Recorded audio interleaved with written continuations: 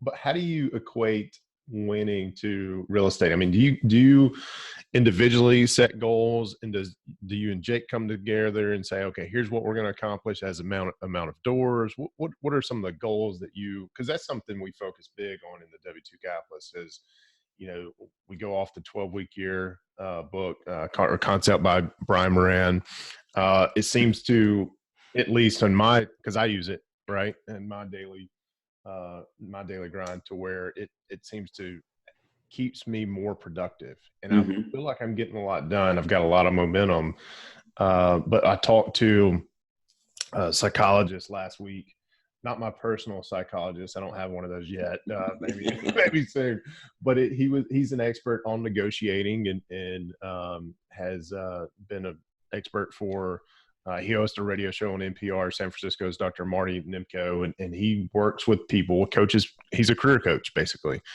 And he's like, I don't set goals. Him personally, he goes, he goes, if I get an open time spot, I just go and do. And like, well, that's a disciplined human being. That is not me. I've got to have something written down and looked at, and my plan for the next, with a 12-week year, the next quarter. But what do what do you do for that? Me personally, when I first started and I was working at the restaurant, I just wanted to get the hell out of there. So my goal was to make X amount of money per month, no matter how I did that, right? And when I got close to it, I left. I was quote unquote not totally financially free yet. I moved down to Florida, and my goal was to become financially free. I don't go by number of doors or whatever. I went by number of whatever, if the deal looked good and how much more money would bring to my draw. Once I became financially free, it's like, all right, now I got time. I started building Jake and Gino, but I was disciplined in structuring my day, structuring my week, being productive.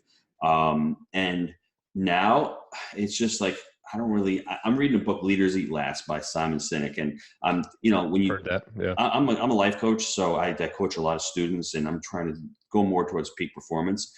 And the chemicals in our brain, I mean, people really have to study brain and about dopamine, about serotonin, because Yeah. dopamine is an instant gratification drug. So the problem with multifamily is you can't have that dopamine rush. You need to have the dopamine rush about doing little goals, calling a broker, getting a rush, putting it on a piece of paper, being visual, putting your goals down because we're visual, and striking it off.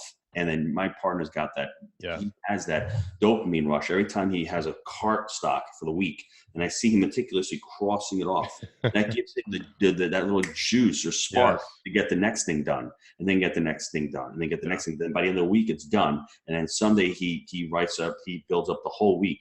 I'm a little more fluid because I can get calls scheduled during the week. I need to create content. I need to be on podcasts.